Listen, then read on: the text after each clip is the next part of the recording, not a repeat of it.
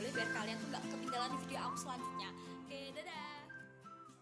Allah mengatakan bahawa Rasulullah sallallahu alaihi wasallam bersabda, syaitan membuat 3 sipulan pada unggun-unggun setiap orang daripada kamu semasa tidur.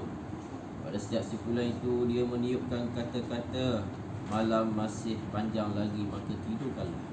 Sekiranya dia bangun dan menyebut nama Allah SWT, maka terbungkailah satu sipulan. Sekiranya dia berwuduk, maka terbungkailah satu sipulan lagi. Apabila dia mendirikan solat tahajud, maka terbuka semua sipulan itu. Antara itu pada waktu pagi dia berada dalam keadaan cergas dan hati yang tenang dan mendapat kebaikan yang banyak. Sekiranya dia tidak melakukan demikian, maka dia dalam keadaan tidak tenang, berperasaan malas dan tidak mendapat sebarang kebaikan. Sayyidina Abu Hurairah radhiyallahu anhu meriwayatkan bahawa Rasulullah sallallahu alaihi wasallam bersabda, syaitan membuat 3 simpulan pada unggun-unggun setiap orang daripada kamu semasa tidur. Pada setiap simpulan itu dia meniupkan kata-kata, malam masih panjang lagi, maka tidurlah. Sekiranya dia bangun dan menyebut nama Allah SWT, maka terbungkai satu simpulan. Sekiranya dia berwuduk, maka terbungkailah satu simpulan lagi. Dan bila dia mendirikan solat tahajud, maka terbuka ke semua simpulan itu. Dan antara itu pada waktu pagi dia berada dalam keadaan cergas dan hati yang tenang dan mendapat kebaikan yang banyak. Sekiranya dia tidak melakukan demikian, maka dia dalam keadaan tidak tenang, berperasaan malas dan tidak mendapat sebarang kebaikan. Abu Daud dan Ibnu Majah. Sayyidina Uqbah bin Amir radhiyallahu anhu berkata bahawa beliau dengar Rasulullah SAW bersabda, 2 orang daripada umatku, salah seorang daripada mereka bangun pada waktu malam, dia pergi berwuduk walau bertentangan dengan nafsunya, sedangkan pada unggun-unggunnya ada berapa simpulan. Lalu dia pun berwuduk. Apabila dia membasuh kedua tangannya, maka terungkai satu simpulan. Apabila dia membasuh wajahnya, maka terungkai satu simpulan. Apabila dia menyapu kepalanya, maka terungkai satu simpulan.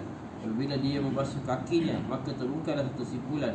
Oleh itu Allah SWT berfirman kepada para malaikat yang berada di sebalik hijab yang tidak kelihatan oleh manusia, lihatlah kepada hamba bagaimana dia menyusahkan dirinya apa-apa sahaja yang diminta oleh hamba-Ku, maka dia akan mendapatinya. Mustahamad Fatul Bani.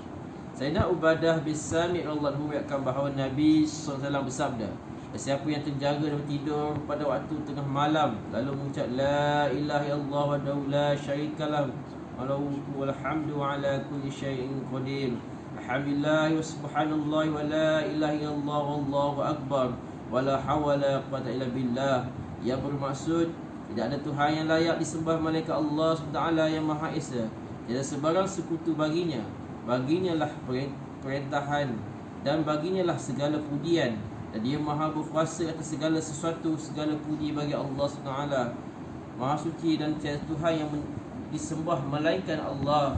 Allah Maha besar, tidak sebarang daya untuk melakukan kebaikan, tiada upaya untuk meninggal keburukan melainkan dengan bantuan Allah Taala. Kemudian dia berdoa, Allah maghfirli, ya Allah ampunilah aku. Ataupun dia berdoa, maka doanya akan dikabulkan.